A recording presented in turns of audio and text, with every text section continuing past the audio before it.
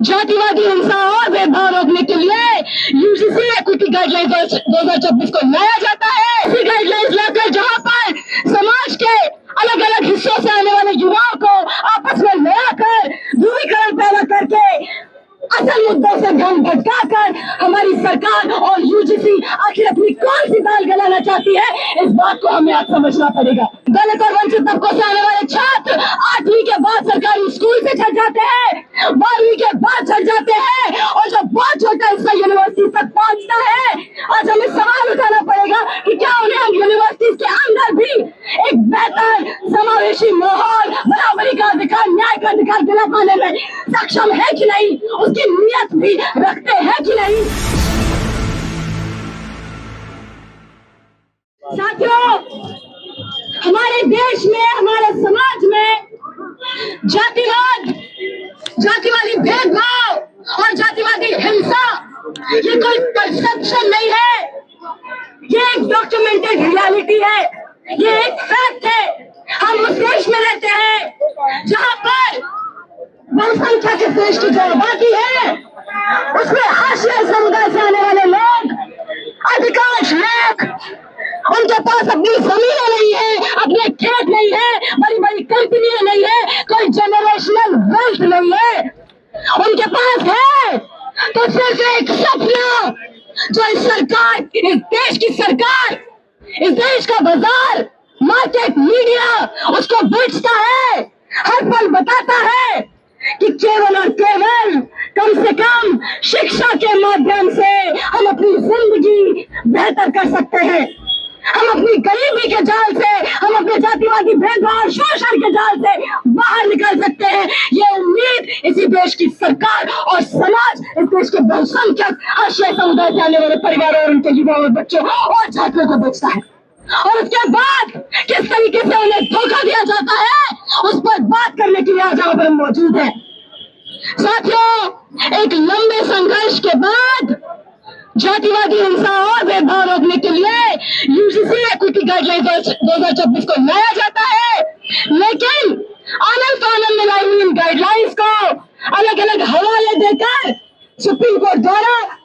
29 जनवरी को उनका interim stay लगा दी जाती है। यहाँ से ये सवाल उठाना बहुत जरूरी है कि इस तरीके की कमजोर गाइडलाइंस लाकर, इस तरीके की ऐसी गाइडलाइंस लाकर जहां पर समाज के अलग अलग हिस्सों से आने वाले युवाओं को आपस में लड़ाकर ध्रुवीकरण पैदा करके असल मुद्दों से ध्यान भटकाकर हमारी सरकार और यूजीसी आखिर अपनी कौन सी दाल गलाना चाहती है, इस बात को हमें आज समझना पड़ेगा। तो सबसे पहले तो हमारे समाज में, हमारी यूनिवर्सिटी के अंदर दलित पिछड़े समुदाय से आने वाले छात्रों का एक बहुत ही छोटा हिस्सा हमारी यूनिवर्सिटी तक पहुंचता है। दलित और वंचित तबकों से आने वाले छात्र 8वीं के बाद सरकारी स्कूल से छट जाते हैं, 12वीं के बाद छट जाते हैं और जब बहुत छोटा हिस्सा यूनिवर्सिटी तक पहुंचता है, आज हमें सवाल उठाना पड़ेगा कि क्या उन्हें यूनिवर्सिटी के अंदर भी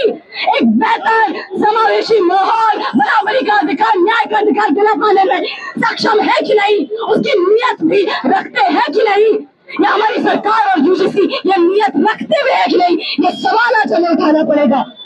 तो सबसे पहले इन गाइडलाइंस की क्या खामियां थी, उन पर बात करना जरूरी है। इन यूजीसी गाइडलाइंस को लेकर आया जाता है जिसमें साफ तौर पर एक एक्विटी कमिटी के फॉर्मेशन की बात होती है और यूनिवर्सिटीज के हेड को ही इन एक्विटी कमिटीज का हेड बनाकर उस एक्विटी कमिटी में नॉमिनेटेड मेंबर्स,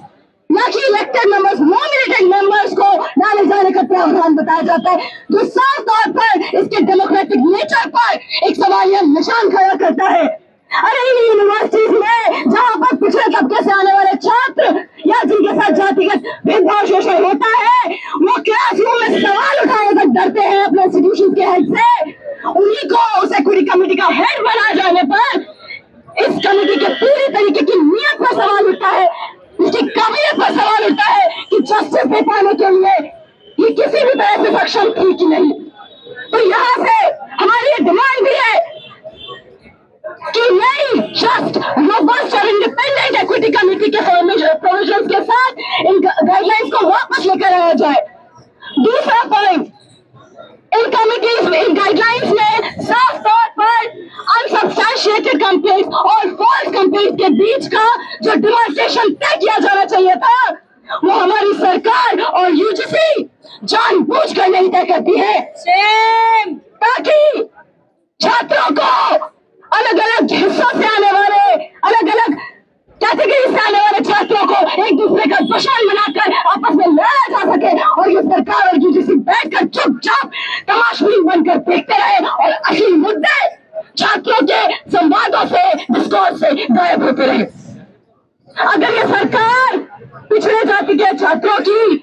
किसी भी जाति से आने वाले छात्रों के इंटरेस्ट की इतनी सगी थी, तो सब अनसब्सटैंशिएटेड कंप्लेंट और फॉल्स कंप्लेंट का जो डिमार्केशन यहाँ तक कि पॉश एक्ट में भी मेंशन है, prevention of sexual harassment act 2013 में भी डिमार्केशन मेंशन है, इस डिमार्केशन को साफ तौर पर इन गाइडलाइंस में इंक्लूड करके लाया जा सकता था, लेकिन ऐसा करते तो साफ तौर पर सरकार जिस तरीके से हमें एक दूसरे का दुश्मन बनाकर ये तमाशा देख रही है, वो नहीं हो पाता।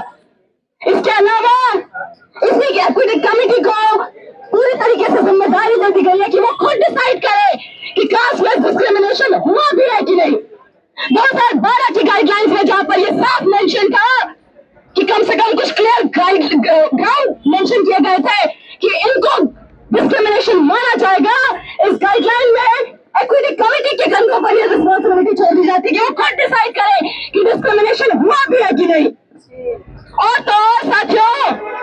सरकार जो खुद को पिछड़ा वंशकों का सगा बताती है, वो इतनी सगी है कि यहाँ तक यूनिवर्सिटी में रैगिंग भी एक क्रिमिनल ऑफेंस है, लेकिन कास्ट बेस्ड डिस्क्रिमिनेशन और कास्ट बेस्ड एट्रोसिटीज को इन्होंने क्रिमिनल ऑफेंस का तक दर्जा नहीं दिया, उसको भी इन्होंने सिविल ऑफेंस मात्र बना दिया। तो यहाँ से हम क्या मांग उठा रहे हैं? हम ये मांग उठाते हैं कि समाज में, जहाँ यूनिवर्सिटीज में, कम से कम यूनिवर्सिटीज में और बाकी समाज में भी जातिगत भेदभाव और हिंसा के खिलाफ सेफगार्ड होने की जरूरत है। वहां पर इन यूजीसी गाइडलाइंस को दोबारा से जस्ट, रोबस्ट और इंडिपेंडेंट रेगुलेटरी मैकेनिज्म्स के साथ, जस्ट, रोबस्ट और इंडिपेंडेंट एक्विटी कमेटी के प्रोविजंस के साथ दोबारा से वापस लाया जाए। अनसब्सटैंशिएटेड कंप्लेंट्स और फॉल्स कंप्लेंट्स के बीच की कैटेगरी को क्लियरली डिमार्केट किया जाए। उसके अलावा कास्ट बेस्ड डिस्क्रिमिनेशन के ग्राउंड्स को स्पेसिफाई किया जाए और इस तरीके से हमारे समाज में दुबियस, अनक्लियर, कमजोर गाइडलाइंस लाकर समाज में छात्रों के, युवाओं के, जनता के अलग अलग हिस्से को इस तरीके से बांटकर उन्हें आपस में झगड़ा करते देखकर इस तरीके की ध्रुवीकरण की राजनीति सरकार और यूजीसी करना बंद करे। साथियों, हमारा संघर्ष केवल यूनिवर्सिटीज के अंदर जातिवाद और जातिगत भेदभाव, डिस्क्रिमिनेशन खत्म करने तक सीमित नहीं है। हमें यहाँ से ये नारा देना पड़ेगा कि मेरी जाति, तेरी जाति, सबकी जाति मुर्दाबाद, और यूनिवर्सिटी से लेकर देश के अलग अलग हिस्सों तक, खेत खलिहान तक, गांव तक, कस्बों तक, हर कोने कोने तक हम जातिगत भेदभाव को खत्म करेंगे, जातिगत हिंसा को खत्म करेंगे और न्याय, बराबरी पर आधारित समाज के लिए एक दूसरे के साथ हमारी एकता को बुलंद करके एक और बेहतर मजबूत आंदोलन की तरफ अपने कदम बढ़ाएंगे। इसी के साथ मेरी जाति, तेरी जाति, सबकी जाति मुर्दाबाद, मुर्दाबाद, मुर्दाबाद, मुर्दाबाद, मुर्दाबाद। Social justice long live, long live, long live. जातिवाद मुर्दाबाद, मुर्दाबाद।